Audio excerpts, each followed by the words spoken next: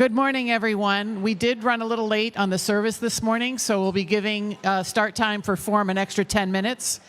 So we'll try to start 10 minutes from now.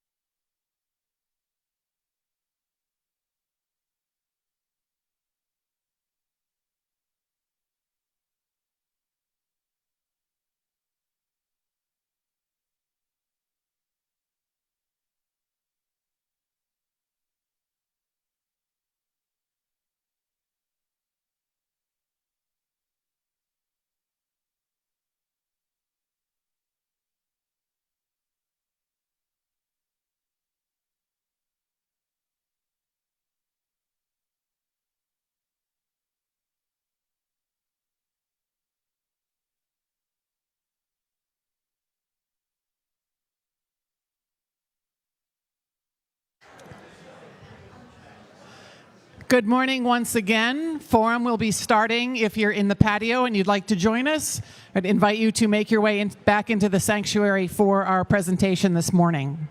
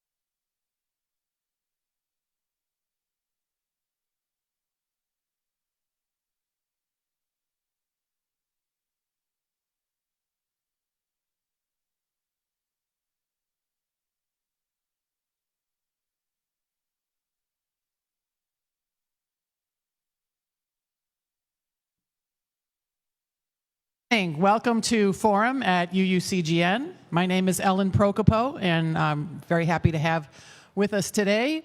We're delighted to welcome back for the umpteenth time, I'm not really sure how many, featured speakers and twin sisters Joyce Schrager and June Sochen. Joyce is an adult educator who's lectured and taught classes on current events for many decades, focusing on national and international affairs, politics, current events, and literature, and also is a renowned tour guide for tour groups for points of Jewish interest in North America and Cuba, which I'm looking forward to seeing them someday. June is a distinguished professor emerita of history from Northeastern Illinois University. Her many books include Consecrate Every Day, The Public Lives of Jewish American Women from 1880 to 1980, and another book, From May to Madonna. Anyway, they're here today to talk to us a little bit about the fallout from our last presidential election. Lots to listen to.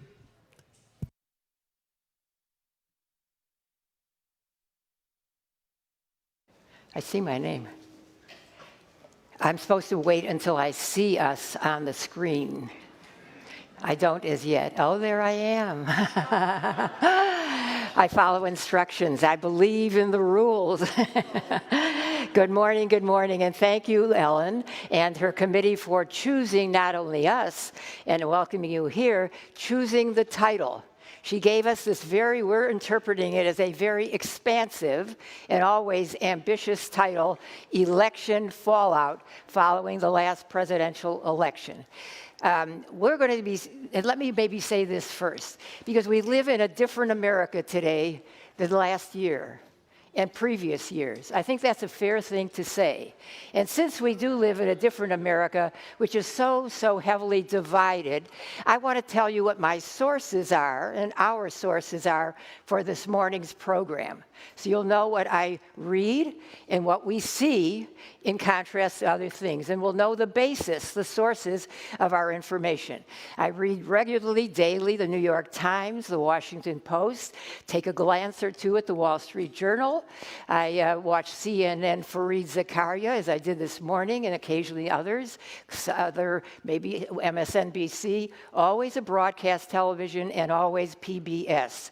The London Economist is also a regular read of mine, as it has for years. And occasionally I see articles from elsewhere too.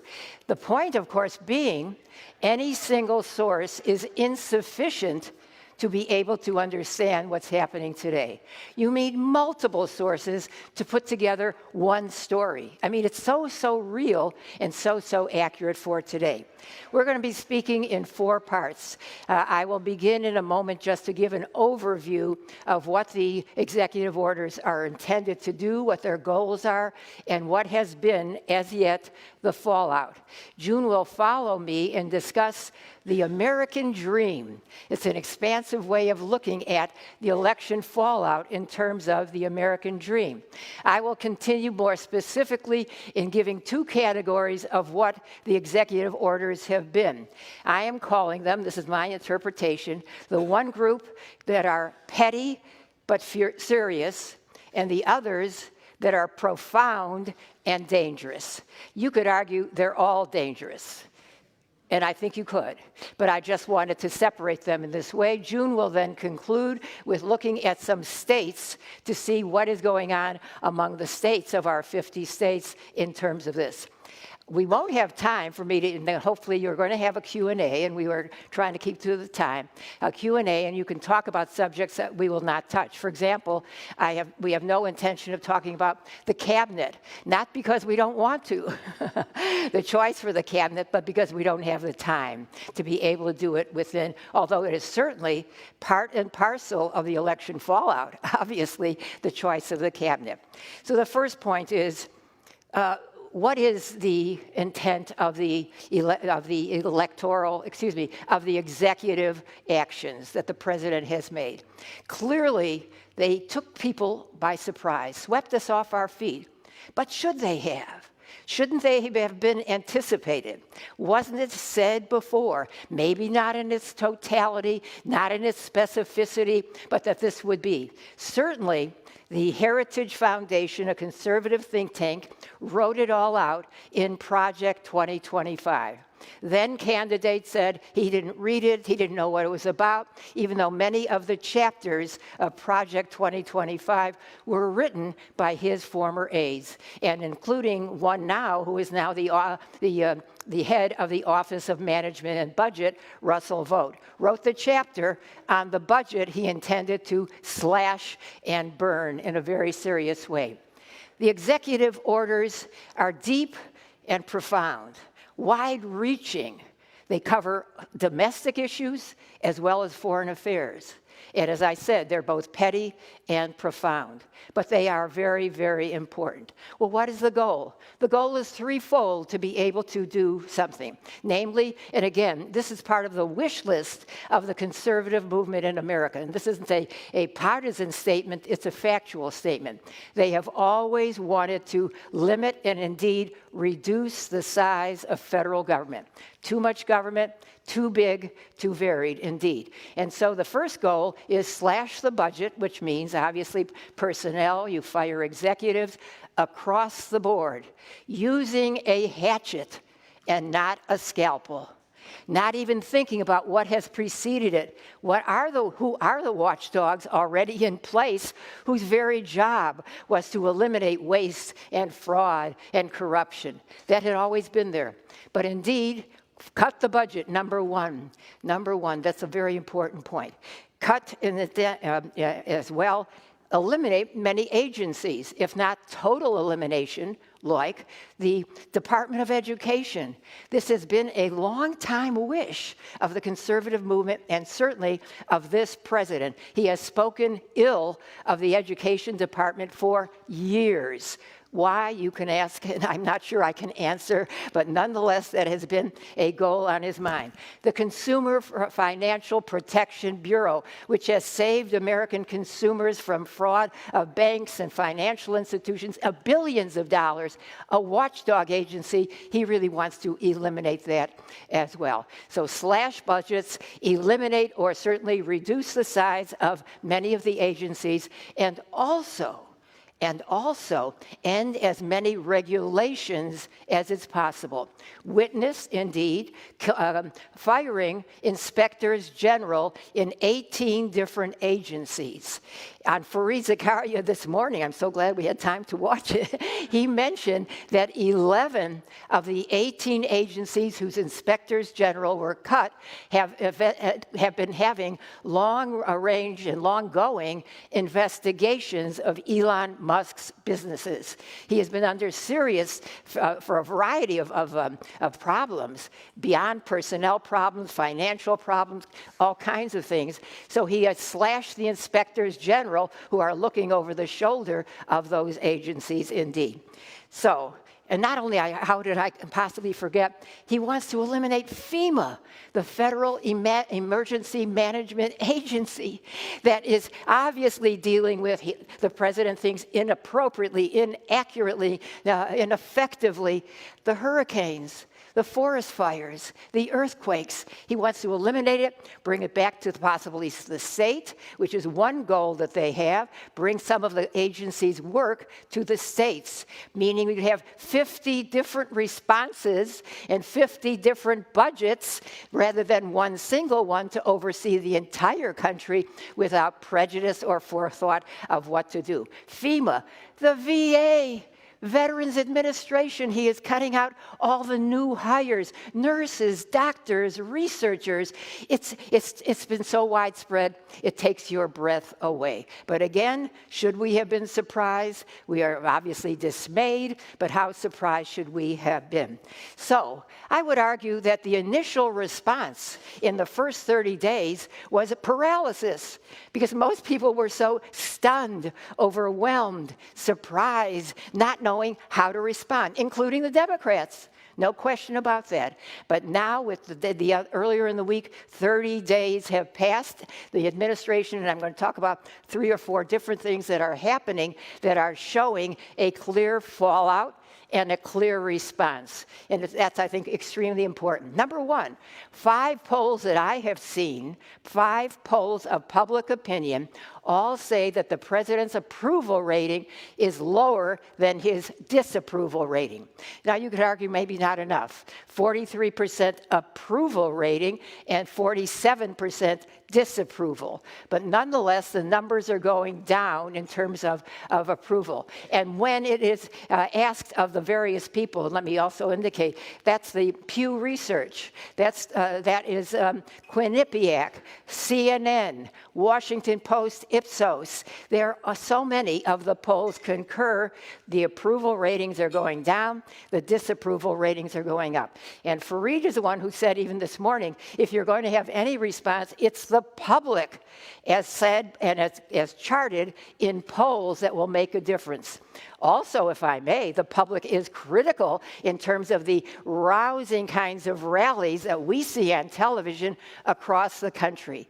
In cities large and small, in front of all kinds of buildings, the satellite agencies, because the most number of federal employees, that's the largest employer in the country, but they're not just in Washington, D.C. Federal agencies are in cities and towns all over the country, in red states as well as blue states, and being affected there. So public opinion, public disapproval, be it polls, be it rallies, is critical to what is going to happen. And then, after you did next, you'd say, what about the Republican Party, the party that supports the president? They are mute. Their lips are sealed. But, for the last week or so, when a brave or courageous Republican was willing to have a town hall, if you saw it on television, rousing anger. Where are you? How are you letting him cut the federal park service? My state is in a park. We're not going to have enough people to open the doors of the Grand Canyon. Or my state has the largest number of veterans who desperately need the services that the Veterans Administration offers, and now they will not have it. Or my grandmother is a recipient of Social Security or of Medicaid, and they are bound and determined to cut those services. And that's not just in blue states, but it's red states. It's across the country. So some Republicans are brave enough to go to their public and to hear what they have to say, whether or not they transmit this, because watching the president on television, he says his polls show total support of all of his executive action. I don't understand it, but he says that. The other is the courts. Beyond public opinion, you obviously have the courts, and they're the ones where there are 68 different lawsuits lodged mostly by Democrats, independent agencies, NGOs, private individuals, public unions, of course, that they are, and winning in the courts. But the courts move slowly, and it isn't necessarily a dramatic change in the immediacy that you would want. Beyond the legal, though, state attorneys general have lodged a lot of the lawsuits. Some Democratic politicians have done it, individuals, as I have said. But beyond the courts and beyond the people, beyond the polls, you also have two other sectors where I look to for leadership, two other institutions. Indeed, we're here in a church. The religious institutions, by and large, have stood up and made public statements, maybe not they're seeing action, but public statements by organized religion of all kinds. And I want to call to your attention the words of one minister in particular, and I was very taken at the day after the inauguration when the president attended services at the National Cathedral in Washington, D.C., and the Bishop, Marianne Edgar Buddy, 65-year-old mother of two, who has been in this job about 11 or 12 years, but has a reputation as an upholder of law, upholder of the rights of the underserved, of the most vulnerable. And she said, as she was standing on her pulpit and looking down at the first row where the president and first lady, the vice president and his wife were sitting, and she looked at them in in their eyes, and said, I think about those people who are laboring every day in our fields, raising our crops, building our homes, cleaning our offices. They have families. Many of them have been here 8, 10 years or more, hard-working immigrants whose only desperate wish is to be able to remain in this country. And she then said, looking at them very specifically, I urge you, Mr. President, to show mercy on these people. Well, he scowled. And then the next day, when asked by a reporter, what did you think of Bishop Buddy's comment? He said, nasty. She's got to be a left-wing radical Trump hater. Those are his words. I'm not making this up. And then followed by a Republican congressman, I have his name, I don't even remember. Yeah, it's Mike Collins from somewhere. He said publicly, I think that Bishop Buddy's name should be on a deportation list. And finally, let me give another example. Another, if you will, institution beyond the religious, beyond the political, beyond the public, is the media. The journalists, and you have writers and you have moderators on television and so on, showing some of the difficulties, showing the dangers of many of these executive orders. But I liked a report. We have a cousin in Toronto, and he sends us the Canadian newspapers. So prepare for what he said. The Canadians are really up in arms, as well they should. As well they should. And so I received an article from the Vancouver Sun by an editorial writer by the name of Pete McMartin. And he said, this is the title of his speech, and it's tongue-in-cheek. Yes, it is. It's tongue-in-cheek. He said, Canada should not be the 51st state of the United States. The United States should be the 11th province of Canada. I said this to a Canadian friend yesterday, and he said, we only want the blue states. That's what he said. So what was this meant in the article? I'll just tell you quickly. In the article, he gives 16 points. Firstly, he starts with health. The Canadian life expectancy is longer than the United States life expectancy. The United States has more people locked in prisons and jails than any other democratic country in the world. We have more gun ownership on the part of civilians. 300 million guns are in the private sector. 300 million guns. They don't have that at all. We have mass shootings on a regular and ongoing basis. It's, of course, all guns. They don't have that at all. And so he concludes. He says, your Declaration of Independence says you want life, liberty, and the pursuit of happiness. And Canadians want, and I love when he says this, peace, order, and good government.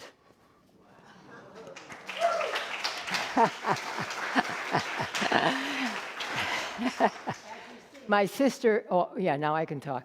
As you see, my sister is not passionate on this subject. She doesn't have strong feelings. Oh yeah, you know that we're sisters, yeah. We're twin sisters. I'm going to begin in a different way, but first of all, good morning. I'm happy to see you all here. I've talked to a few who we've seen each other for the last 20 years. It's nice to be here. I'm going to take a different approach to this subject in a first way. I'm going to talk about the American dream. How is the American dream doing under this new administration?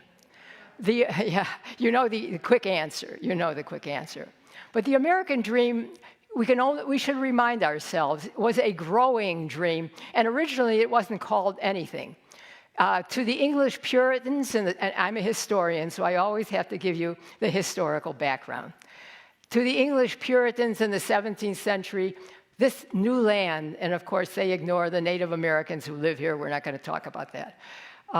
They looked at this land for religious freedom from the English. In the mid-19th century, the Irish came here for economic opportunity when the potato famine was obviously a ravaging situation in Ireland. In Germany in the mid-19th century, you had political radicals who wanted to overturn the empire, and they came here for political freedom. So you already had people coming here for religious freedom, for political freedom, for economic opportunity. But the term American Dream is born in 1931, written in a history book by a man named James Truslow Adams, who wrote a history called The Epic of America. And in it, he defined the American dream, and it's different from the three areas that I've just mentioned. He talked about it as a dream that would allow moral development in this country as well as intellectual development. He saw it as a fertile ground for people to improve themselves, morally, spiritually, economically, sure, but also intellectually. And his vision, I love this guy's, I don't know, I didn't ever study James Truslow Adams before. He wrote stuff that I didn't read before, even though I have a PhD in history, but I never read it before. But anyway, his vision was people of all classes and all creeds and all religions sitting in the reading room of the Library of Congress and reading together. Isn't that a beautiful vision? That was his idea of what America provided. As you well know, the history of America, even beginning in the 1930s, was already turning against the immigrant experience. We've always had a strong anti-immigrant view. And yet, the groups that I've talked about were all immigrants coming to this new country. We're all the children of immigrants at some generation, 1 or 2 or 3 or 10, whatever.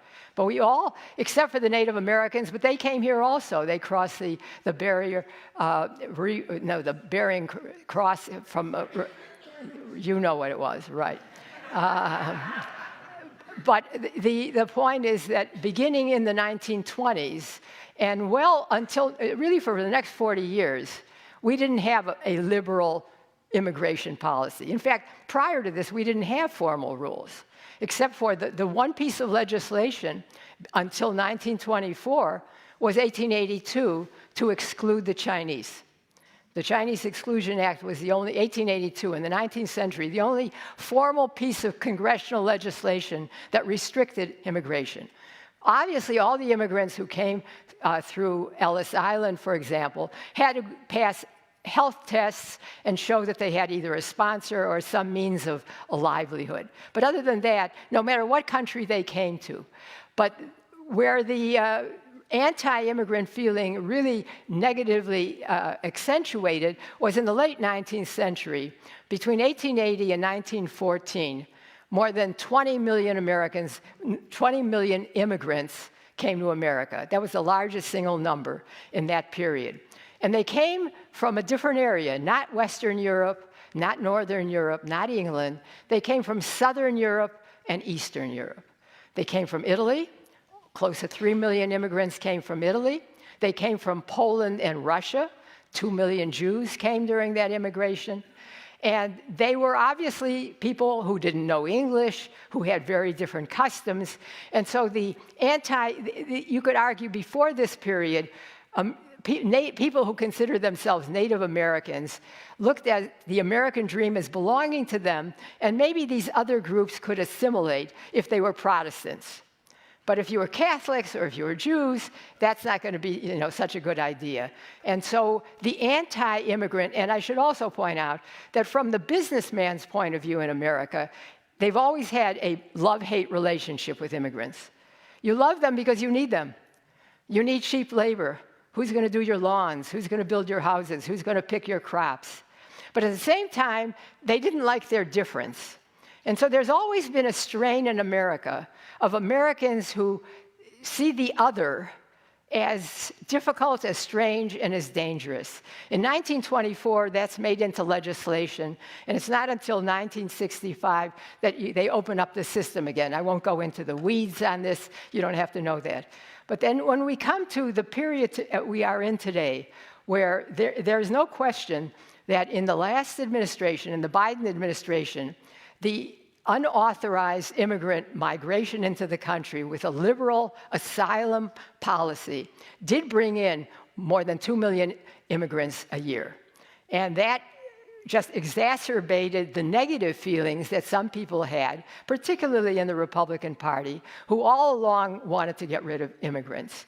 And so we have, as you well know, under President Obama, the Dreamers were given an exemption. Children of immigrants, children who are born here, who know no other country, who've gone to school here. And what you've had happen then is the beginning, and I'm going to talk more about this later, of a division in this country between those who accept these unauthorized immigrants. Not only do they let them work, they give them driver's license, they let them, the kids go to school. Florida, just in this last month, passed a piece of legislation denying free tuition to the state universities for anybody who doesn't have an authorized statement. Before that, they had let them in. And so what you see happening today is the American dream, I would argue, is in danger. The American dream once promised opportunity for all who came here. Because why did people come here? Immigration authorities, historians talk about push and pull. You're pushed out of your home country because of bad conditions, whether it's because you're discriminated against because of your religion, or the political situation is bad, or the economic situation. The other is pull. Where are you pulled to? The United States of America has always been the dream country. People have gone elsewhere. They went to Australia. They went to South Africa. They went to South America, but never in the numbers that they came here. Because this country offered something none of the others ever offered, and that was freedom, the pursuit of happiness, and opportunity to develop yourselves. Whether that future will include the American dream is really up in the air now. Thank you.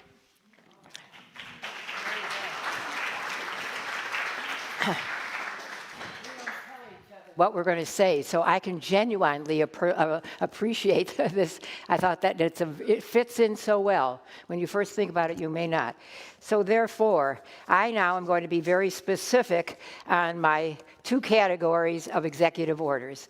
And I am highlighting, or I like to say low-lighting, some of them, but nonetheless, and I'm not being as comprehensive. There may be some that I miss and that you'll think about later on. But the petty but serious, first of all.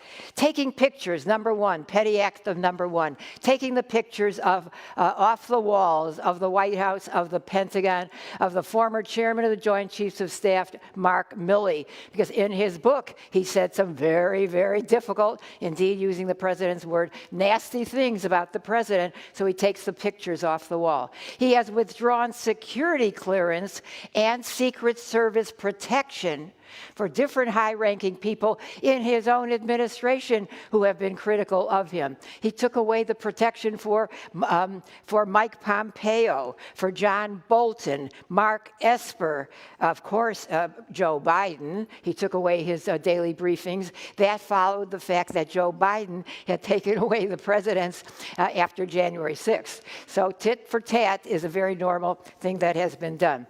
And of course, Dr. Anthony Fauci, he had Secret Service protection. It was withdrawn. He has to pay for his own. Because in the cases of all these people, Mike Pompeo, John Bolton, they are under threats in those two cases by Iran, who is targeting them because of their role in the administration when they killed General Suleiman. When this president did that. Petty number three, very serious, eliminating DEI, diversity, equity, and inclusion. It only means what those words say. We're stronger by being a diverse community.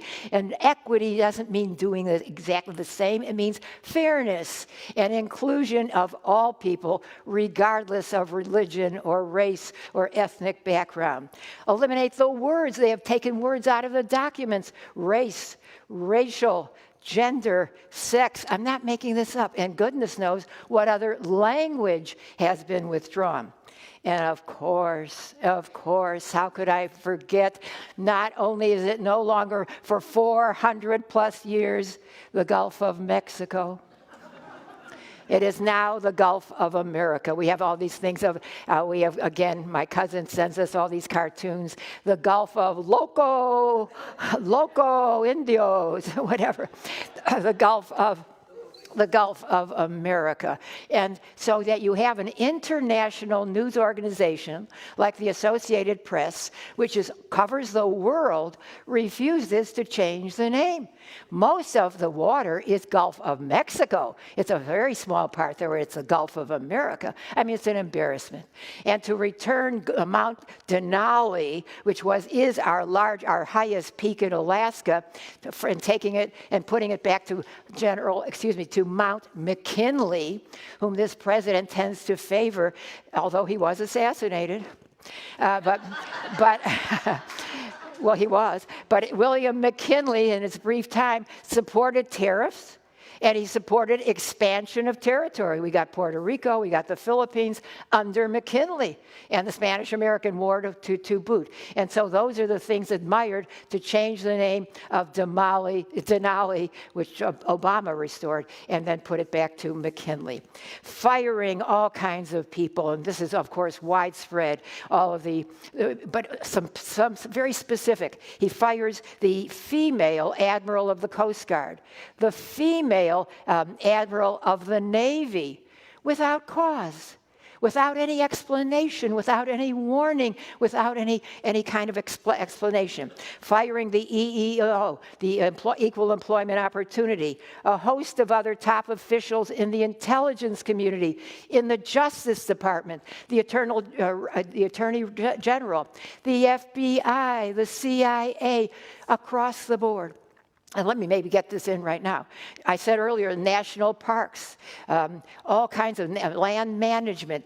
Across the board, thousands of people are losing their jobs. Many of them were on probation, which only meant they were in their first or second year. They had all the credentials necessary. Some were transferred from one job to another, but probationary in this new job, and were certainly just cut blank, no look, no examination, no seriousness, but just cut them mercilessly.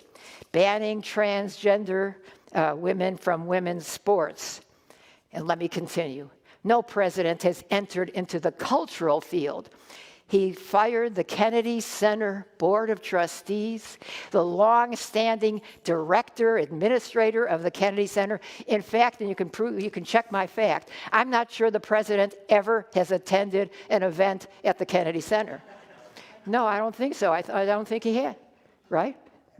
I don't think he has. But he heard that they did things with trans or with the different people. Oh, and he didn't like the music. I forgot that. Anyway, things high and low. These are petty but serious. Eliminating bike lines, low flush toilets, paper straws, pennies, football rules. Those are all the petty but serious indeed. Now, the profound and dangerous, and I have my top three, and you could have your top three, but the first one that I think is absolutely the most awful because I don't know how it could be revoked. Because in many of these, if you will, executive actions could be revoked, rescinded, changed, and so on. But how do you revoke pardoning 1,600 January 6th rioters? They're out. They've been freed. One guy is saying, I have a pardon from the president. It doesn't mean that they have found, this is a true story, that I once had a plot to kill somebody.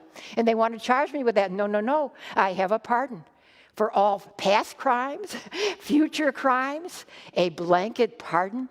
That is horrifying. And let us be honest, in their serious moments, if there are such, Republican politicians know that this enormous waiver, taking away these people, allowing these people to return to society. One of the pardoned January 6th offenders said, whoa, my first stop is going to be a gun store because I'll be able to buy guns now. He's not a felon. He's not a felon. It was gone. I think that, to me, that is awful. And he also, I have to tell you this, pardoned somebody on this wave, a man named Ross Ulbricht. who was serving, I think, not one, but 2 life sentences for doing illegal drugs on a website. And on his website, people used it to hire a killer. And he was found guilty of all charges, and he's been in jail for years. But the president, because he knows his family or whatever, pardoned this guy. And all presidents have pardoned sometimes, and that is their right to pardon some strange people. But this takes the cake. 1,600 January 6th rioters. The second, I would say at the top, is mass deportations. First going to Guantanamo Bay and using a military facility. They're no longer there. They're in Panama. They're in El Salvador. Who knows, whatever country will, because the president has browbeaten them, will take those people too. But he also has used, and again, if you're interested in cost cutting, slashing budgets, why would you use military aircraft to transport these prisoners to go places which cost 5, 6 times the amount that a commercial airplane does?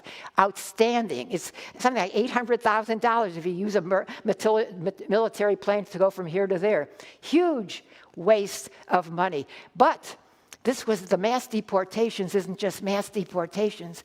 It's, I have to say this, a reality television show. Why are there cameras on site when they are capturing people? Why did Dr. Phil have access and was told by the ICE, the Immigration and Customs Enforcement people, about where they were going to go?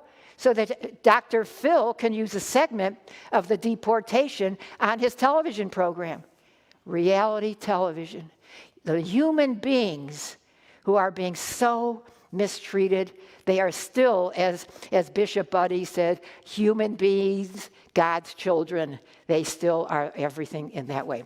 And the third outright, I think, and is clearly a violation of the Constitution, birthright citizenship. So the president, I think at least a half of the executive orders are either illegal, breaking the law, changing the law, or a violation of the Constitution in one way or another. Certainly breaking norms and traditions. And as I said earlier, firing the inspectors general, the FBI, and all the other heads of agency. But halting the work, for example, of Health and Human Services. I have a daughter who's a physician and had a meeting scheduled with somebody at HHS, actually the National Institute of Health. That person couldn't answer because their communications were frozen.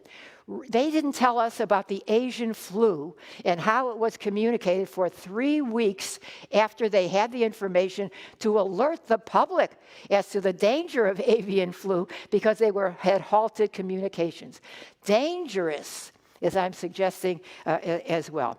Now, those are all domestic executive orders that affect us, but affect the world. Affects the world as well. The example we're setting, the dashing of the American dream. But what about the foreign executive orders? Again, withdrawing from the Paris Climate Accords, withdrawing from the WHO, the World Health Organization, withdrawing from the Human Relations Council of the United Nations, absolutely spooking NATO as to whether we will continue our resolute support. The United Nations has been called into all kinds of questions. The European Union disrespecting our closest and best and most important allies. Just terrible and just shocking. And of course, cutting virtually, and I didn't mention this before, USAID, the United States Agency for International Development, through much of our foreign aid goes, distributed across the world. We have helped to eliminate disease, to keep people alive, to keep children fed. This has been an incredible example of, quote, soft power. You don't have to use your military. Just show that the United States cares about the world, its state of health, and what is going on. Just incredible. And so what he has done in doing all of that is extraordinary. The foreign aid piece, very important. But then it doesn't stop. Threatening Panama to take away the Panama Canal. A long-standing, in 1977, this president was vocal about it. He thought it was terrible. We should have and he says, 38,000 Americans have died. And then I hear a former American ambassador to Panama saying, 500 people died. He makes up the numbers to make it a horrifying thing. They have, and the Chinese role is, in other words, what are the facts that we have to say? But doing that, threatening Panama, threatening Greenland, which means Denmark, and saying we need that national security, mineral resources. What about Gaza, the Riviera on the Mediterranean? A land purchase, because he sees on the map beachfront property. Thinking like, no, a real estate developer, not an American president in this way. And so I've left Ukraine and Canada, now strong-arming Ukraine. I'm really very upset about this, that we want 50% of their rare earth minerals in exchange for all the money we've given them. And he continues to hammer away that the United States has given more money to Ukraine than the Europeans. By the count of on Fareed this morning, the foreign minister from Poland, by their calculations in the European Union has given more aid to Ukraine than the United States. The European Union is about 450 million people. We're 340 million people. Obviously, we're bigger in terms of in the totality as one country, but nonetheless, that indeed. And as I suggested earlier before about Canada, they are really angry. They are hurt. Now, again, it's kind of anecdotal evidence, but as witnessed, and our friend yesterday, the Canadian, said virtually 25% of Canadians watched the hockey game where the Canadians beat us. I was so happy that they beat us in that hockey game the last minute. He said 25%, that's 10 million people. Canada, I always make the comparative, is the size of California, 40 million people. They were watching it in ecstasy that they were able to defeat it and booing the United States at every opportunity they had. The collective of what we're said, domestic and foreign, really presents executive actions that won't be turned over in a minute or in a day or in a week or a month. And what we have to see, I gather, to be hopeful is that our efforts all have to be directed to the midterm elections. Because in my humble opinion, I'm not being political, all Republicans should be defeated.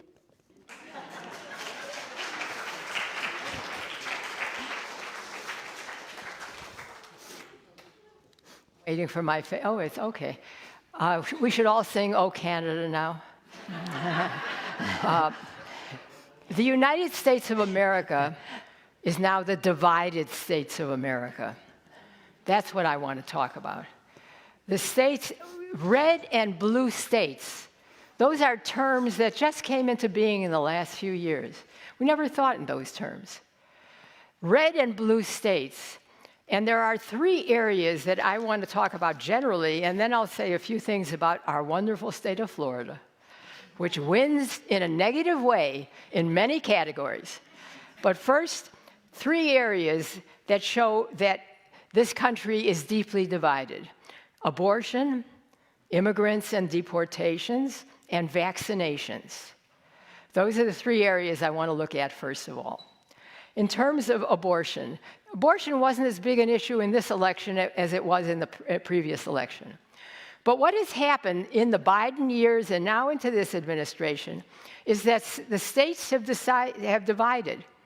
Those who are against any kind of abortions or very restrictive use of abortion have passed legislation to that effect, including Florida. Florida has one of the toughest anti-abortion laws. It's 6 weeks only. The blue states have passed laws that provide access for women's reproductive health. They even have, not only do they have legislation on the subject, but they often have constitutional amendments. Even in a red state like Kansas, they passed a measure in order to add to the Constitution women's protection of their reproductive rights.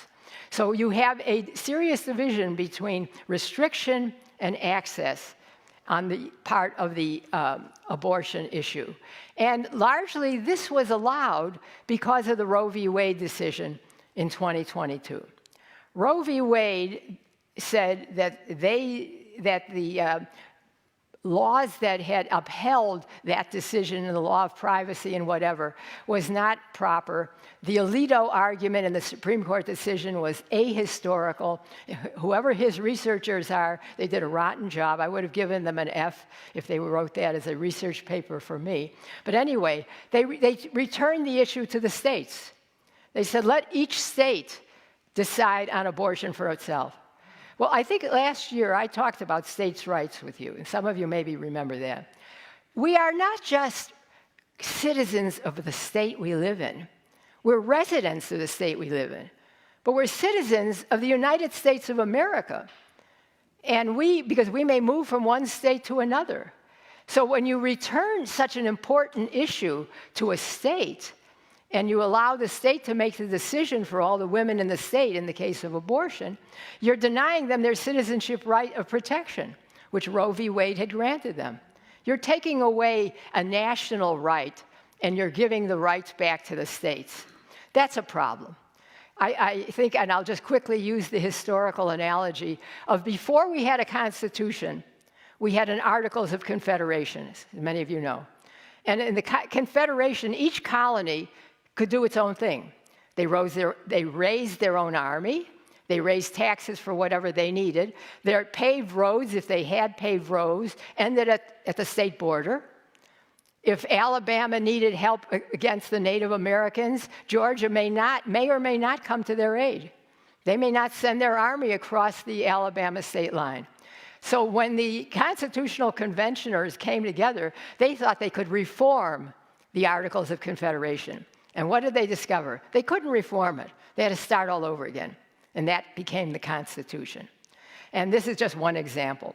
In terms of immigrants, the same thing. States that are strictly monitoring and now quite actively and aggressively, in fact, this president just fired the head of one of the divisions of ICE because he felt they weren't deporting enough unauthorized immigrants fast enough.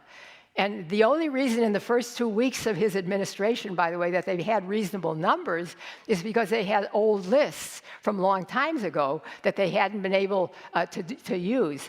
And now, we now have, once again, in a divided America, we have states like Texas and Florida that now, Florida just passed another tough anti-immigration law just this last month, saying now not only should all the local police cooperate with the ICE agents, but the Florida Highway Patrol should also cooperate with them.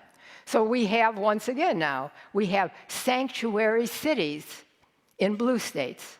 Our city of Chicago, Illinois, is a sanctuary city. And our mayor and our governor of Illinois, although I shouldn't say "are" anymore because I'm a Florida resident, but Illinois has sanctuary provisions, and so do so many of the other blue states, California, obviously, New York, Massachusetts, whatever. So the issue of deportation, very different attitudes. But so far, it's interesting, ICE is obeying the law in some of these states. In the sanctuary cities, the immigrants are educated as to what they have to do. What are their rights? Anyone living in this country has certain rights. You don't have to be a citizen. There are a lot of people who live in this country who aren't citizens. You know that.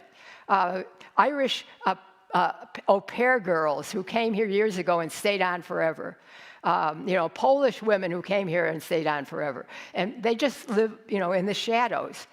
But anyway, the sanctuary advocates explain to these people that if there's a knock on your door, you don't have to answer it. You don't have to open your door. And the ICE guys say, I heard one quote yesterday that I loved. He said, "We can't stand around all day until they leave the house." So that was his reason for why they haven't arrested more people. But the point is, it's a divided nation on the subject of immigration, just as it was on abortion. And in the issue of vaccinations, here it is really clear.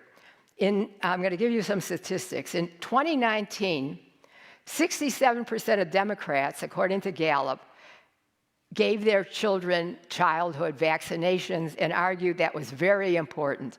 Whereas Republicans, even in 2019, it was only 52%. In 2024, 63% of Democrats favor childhood vaccinations, and only 26% of Republicans. 26%. As many of you know, right now, Texas and New Mexico have a measles outbreak, and that could spread.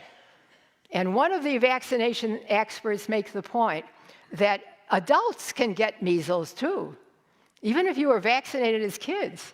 And this could be a deadly disease. And in addition to what Joyce is saying about how the health agencies have been gutted, I mean, you have divided states. But if people travel from state to state, they can then obviously infect other people. Contagion can spread and spread further. So it is a divided America. But then let's look for a few moments at Florida specifically. Florida under Governor DeSantis, beginning in the Biden administration and only continuing and will continue, decided to take on the culture wars. He's been the most avid advocate for woke. It's interesting, I don't know if any of you read in the New York Times, John McWhorter is a linguist. And he analyzed the history of the word woke, because I didn't understand where did it come from and why is it being used the way it's being used. Woke was originally, he says, part of black vernacular. And what it meant was the very opposite of how it's being used now. Woke meant black people came to understand their situation. They came to realize, that the white man was mistreating them, especially, let's say, if you lived in the South at the time. And so woke appeared in many of the songs that were gospel kind of songs, spiritual type of songs. And it's only in recent years that it's become a pejorative used by the Republicans, arguing that progressives are all woke, meaning this kind of politically correct in a bad way. Now, I am not one to argue that either side, well, I don't believe either side is equal, the way this president said about Charlottesville, obviously. But I do think that the progressives sometimes have gone overboard too. I will acknowledge that in terms of their insistence on certain language and certain censorship, unfortunately, because that's the next thing I'm going to talk about. Florida has led the country in banning books. I don't think we're proud of that. I don't think that's something we would like. 4,561 books were banned in Florida last year. In the next two countries weren't anywhere close. Iowa was number 2. I don't understand that. With 3,671 books banned. Number 3 was Texas, with 538 books banned. But what happened, one of the things that happened besides the fact that this overzealous view that if there's any discussion of gay issues, you have to get rid of the book, that children can't handle that. What you also had is that you didn't have to be a parent to object to a book in a school library. Anybody could. Just last year, they had to pass a law. The Florida legislature is marvelous. They had to pass a law that says that if you're not a parent, you can only object to one book a month. I'm not kidding. I mean, this is real. This is what they do. These are the issues that they concern themselves with. That alone is an issue. Why they are so concerned with that issue. Removing language from documents here, I'm talking about Florida now. Governor DeSantis says you cannot say climate change, can't write it in any state document. You can't talk about gender identity. You can't talk about that. You can never use the term LGBTQ. Never, never, never, in any state document. Further, they have been very interested in revising the curriculum in all schools. But where the most dramatic example these days is the New College. I once went to the New College. In fact, I was teaching where I am in Chicago, and I had created a model for a small college within a larger college. And New College in Florida, in Sarasota, was having a conference discussing innovation in higher education, important subject. And one of the things that they did, which at the time I kind of I'll tell you why I was a little dubious about some of it. But New College was very much to the left. They not only had an innovative curriculum, but they let their students participate in everything. So at this conference, which was for teachers and administrators, you had students talking. Fine, I'm a college professor, I let students talk, that's part of the job. But the one area where I found it a bit problematical was electrical engineering students talking about self-learning.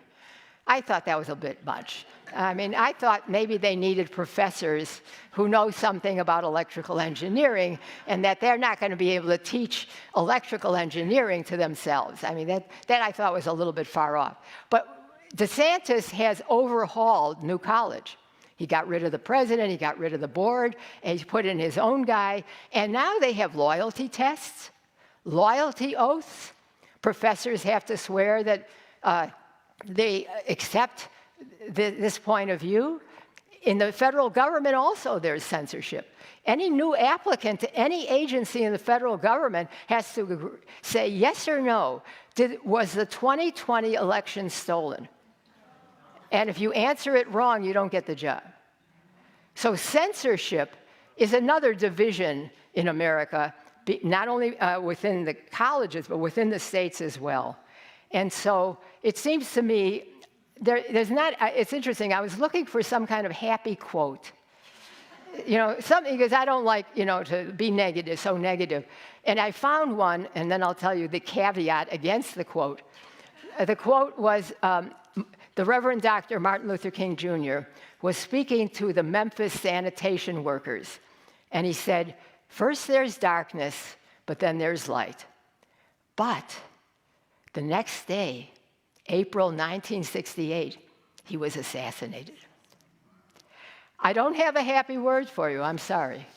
It seems to me, not only in terms of the American dream, but in terms of the polarization of this country, I think this will live on for a while, way beyond this man's presidency. He has so deeply brainwashed 40, 45, 47% of the population who believe in an alternative reality. I mean, there is only one reality, and there's only one set of facts and evidence, and if we don't all agree to that, we're in big trouble. And so from that point of view, I'm sorry to say, I think we're in trouble. We are now going to be open for your questions and your comments. Thank you.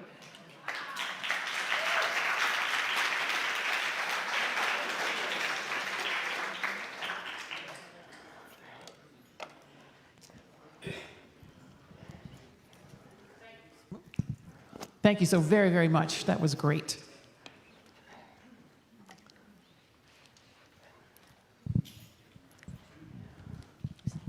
Hello, I'm Melanie Wicker. I find myself getting really cynical about what the state of things is going to be even at the midterm elections, with Trump talking about taking over the post office as seeming to be the first step toward significant voter suppression, let alone the election in 2028. Already there's talk about, well, we'll just let him have a third term. So I'd like your opinion on that. You want to start? An opinion? The post office is such an important view. He said he's going to immerse the post office in the Department of Commerce in terms of his chosen person there. The independent post office, and if you've heard about this, has to go to every nook and cranny in this country. It's never expected to be fiscally responsible. And what happens often is Amazon or FedEx or UPS gives the post office boxes and packages to send to the most remote corners of this country. The post office does the job for everybody. It should not be privatized. It should not be in another agency. It's poppycock. But to your point, And the worry that this is going to further eclipse free speech and the rights of citizens to be able to say things. This has to be, again, I think the arousal of the public, possibly finally getting some nerve and courage on the part of Republicans. But I thought that the midterms could be, if the Democrats do this well and have good candidates, could be step one in changing the dynamic. That's our only hope now electorally in the House. Remember, it's only 3 seats in the House of Representatives that need to be changed. And there are those Republicans in the House districts that Kamala Harris won. And so they are vulnerable. The thought is the possibility that something could happen. So I still want to be hopeful that some change can take place, because you have every reason to be concerned that he's doing everything in his power, including saying, and he said it the other day, would you believe he has had a celebration for Black History Month, at the same time denying blacks all kinds of rights. He had a thing at the White House, and at that event for Black History Month, he said, I think I might be able to run for third time. Yeah. I would just like to make one additional comment. As Joyce said, I want to underline this comment. The issue of the government as a business. The government is not a business. It doesn't have to operate. Now, obviously, you don't want to overspend, and we are way over. But one of the other ironies of all of this is the Republican administrations have been way bigger spenders than the Democrats. And yet the Democrats are always blamed as being tax and spend. The Republicans are clever. They tax, cut, and spend. And so, you think about that. If you have less income and you're spending more, I remember when I was, just one other little aside, so that you can't, the post office has to be saved as a government agency, and it can't be evaluated as a business.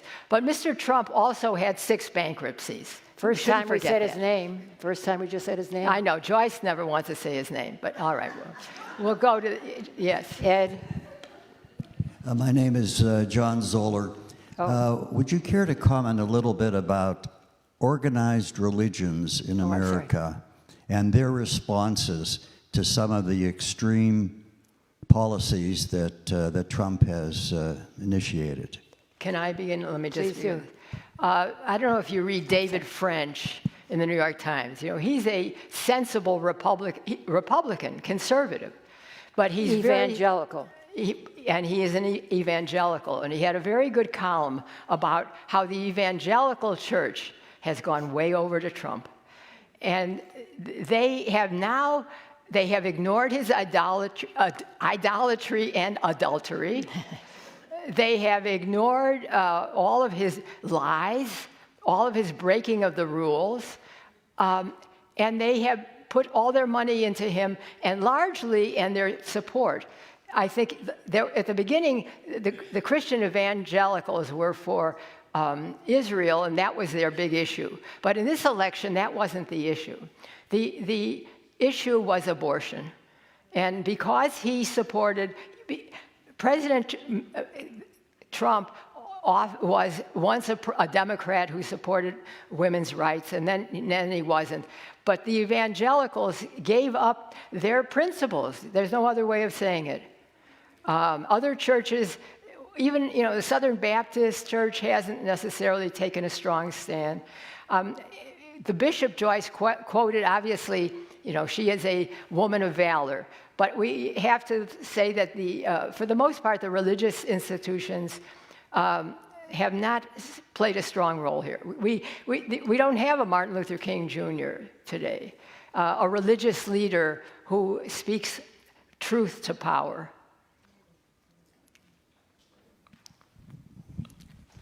I'm Ed Ostrom.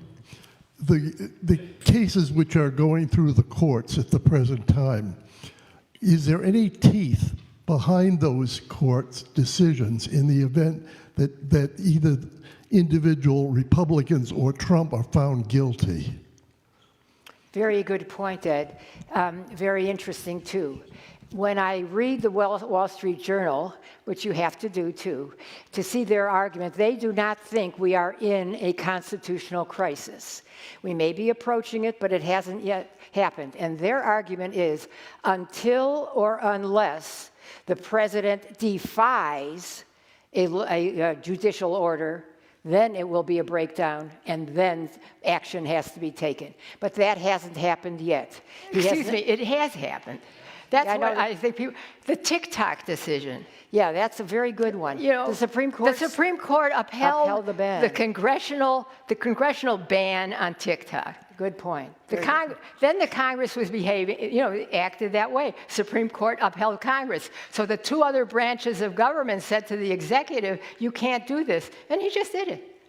And, as I think, it's an apocryphal story that Andrew Jackson once said when the Supreme Court vetoed something he did, he said, you don't have an army. And probably if Trump knew that, he'd say the same thing, but he doesn't read history, so he doesn't know that.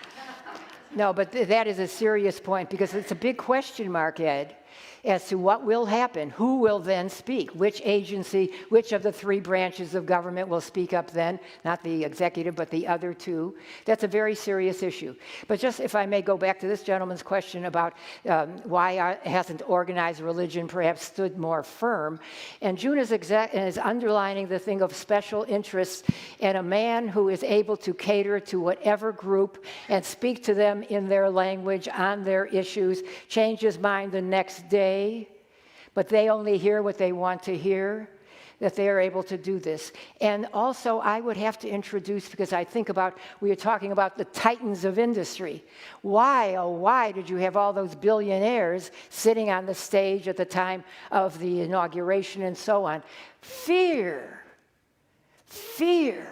that he will badmouth them, that he will sideline them, that he will primary them, that he will threaten their families. I'm never going to forget last election, the Secretary of State of Georgia, remember Georgia, Raffensperger.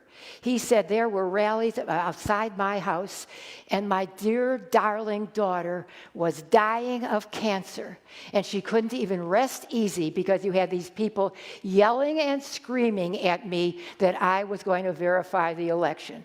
That's what they're afraid of. It's a terrible truth. And as Tom Friedman in the New York Times said, so let them lose their jobs. Lose your job. Don't do it. That's what you should do.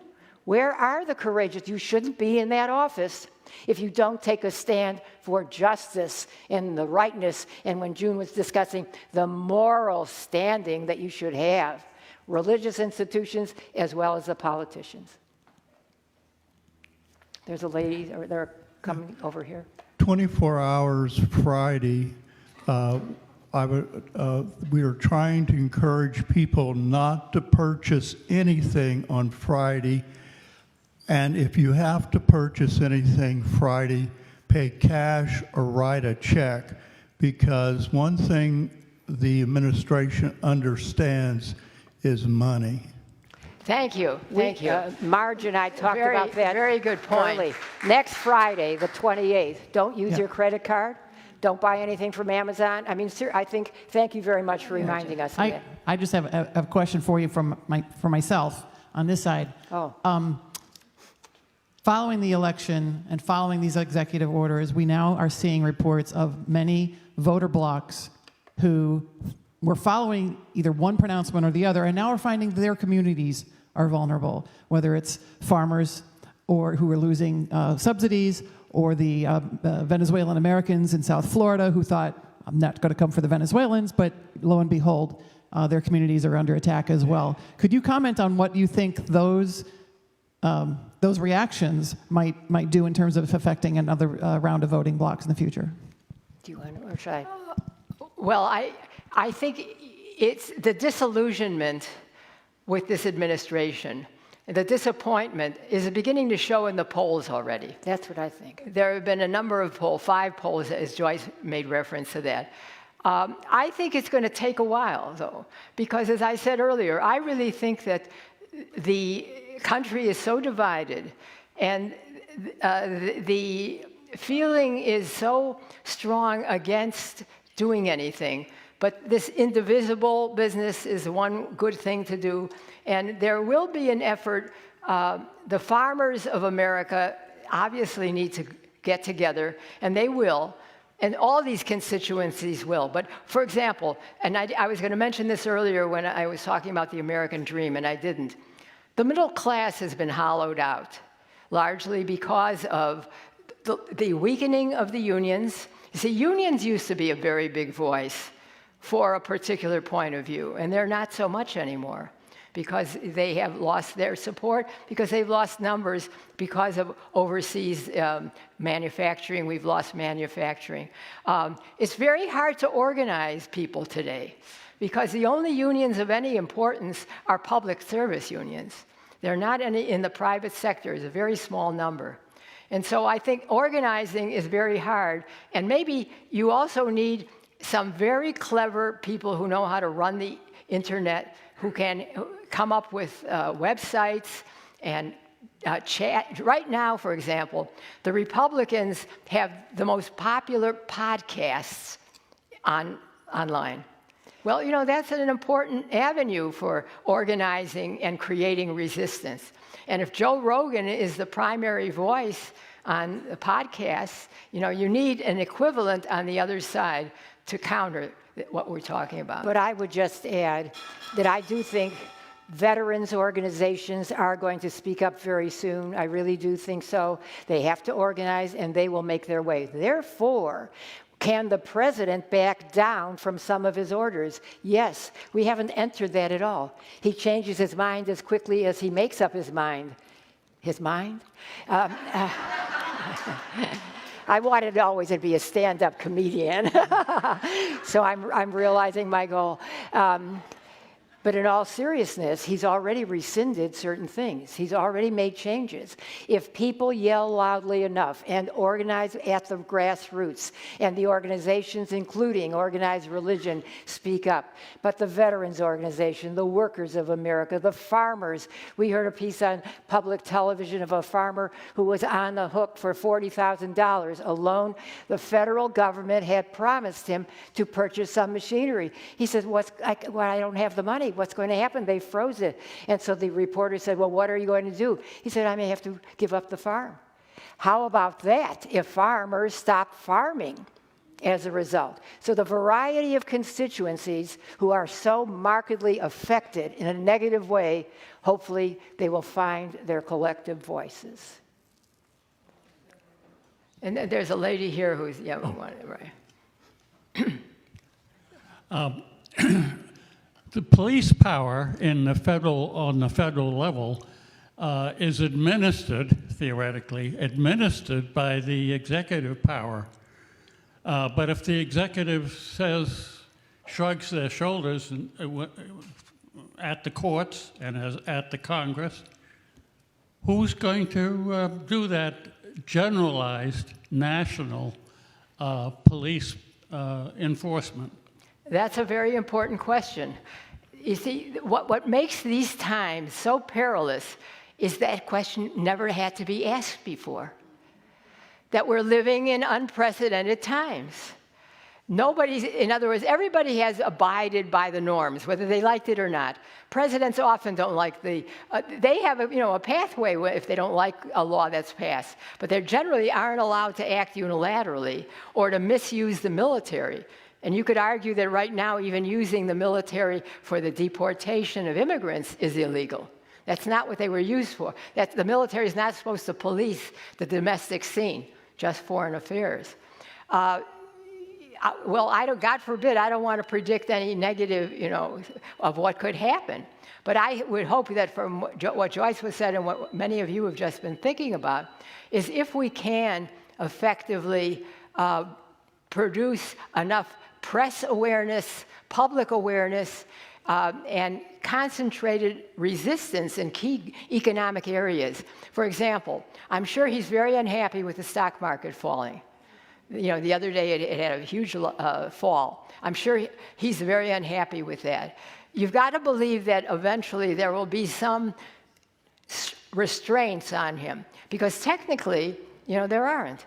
Let me give... That's one of the flaws in the Constitution, is the justice and the policing system is not independent. But what we see with this president is he doesn't care about independence anyway. He takes them over unilaterally. But I would say, as we're talking, one thinks more and more, he already has a loss.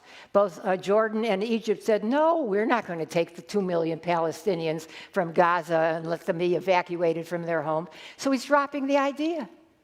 That's what will happen.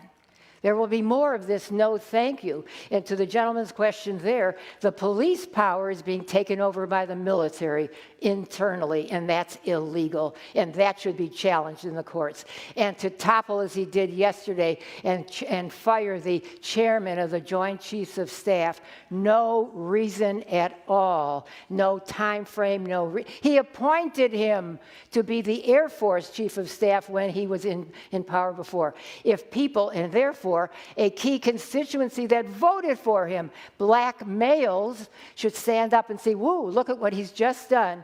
The black man who was the chairman of the Joint Chiefs of Staff has been fired without cause. That's what has to happen more and more. So, This lady has been waiting patiently. the lady go first, please. Yeah. Okay. My name is Ramona Hoffman. So my hope is midterm elections. I have hope for many of the things that you've said. My greatest fear is the power of the money of the man who's richest in the world. Could you comment on that? Shall I begin on Elon Musk?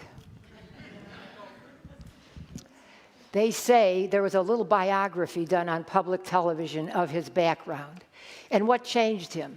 And I heard him in his own words when he looked a little better and he was a little more rational. He said, I would talk about myself as socially progressive, but financially conservative. And what changed him, according to this little piece on public television, is when one of his 11 children, he has 11 children, decided to be trans. And he thought that's the woke world, the progressive world that has unduly influenced his child. And that made him crazed, and he has whether that one event so changed his perspective and changed the way. But as we said before too, everything he's doing is in his self-interest, because 11 of the 18, I said this before, independent inspectors general that were fired were investigating one or more of his many businesses.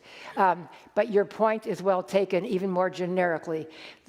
His cabinet is filled with billionaires. Billionaires, we're not talking millionaires, billionaires. What is their perspective? He has promised a massive tax cut. And he's promised tariffs. We didn't even talk about this. Will supply, I was going to talk about it, I forgot. The tariffs will supply the revenue necessary to offset the tax cuts. Tariffs are not going to give us any money. Tariffs are going to cost us more money. All tariffs will do, it's an additional tax on the goods that we are going to have. And who's going to want to do business with us anyway? How about that? We haven't even entertained that. Yeah. Want to end it? Is that what you think? I just wanted to add. I'm sorry. Time. Talking about this is an unprecedented time. The idea of DOGE, the Department of Government Efficiency, the whole thing it's an absurdity that he's created. He took over the Digital Service Agency, which is a technical agency in the government. The idea that an unelected, unappointed, unqualified man should run, and then, by the way, his lawyers say Elon Musk isn't the head of DOGE. Oh, really? I mean, Musk says he's the head of DOGE. He talks about it all the time that he's the head of DOGE. And people make these absurd arguments that they think are rational. Well, the government isn't being run as efficiently as it should. You see, I think one of the things that if I were one of the spinners for the Democrats or the speechwriters or strategists, I would say, talk about the virtues of bureaucracy. Social Security is one of the best run agencies in this country. Don't we all collect your Social Security? You don't have to do anything about it. The check comes every month in the mail. Most bureaucracies are effective. Sure, some of them are excessive, but that's where their inspector generals come in. They have watchdogs to look for that. And oftentimes you have to deal with unscrupulous doctors and pharmacists who, in terms of Medicare, which is often seen as one of the most corrupt. But I talk about the virtues of a big government. Why do we have a big government? Because we have a big country with a lot of diversity, with a lot of needs. That's why we have a big government. You don't have to apologize for it. You just have to defend it and clean it up. And what we should do is eliminate another word, I, and replace it with we. Thank you so much. We thank you very, very much for this. We're gonna hold the questions now because we're already to 1 o'clock. It's late. I'm It's sorry. late. Thank you very much. Thank you very much for coming. Very much. Thank you for talking. Keep these ideas. Don't buy on Friday. Thank you. Could I have your water, June?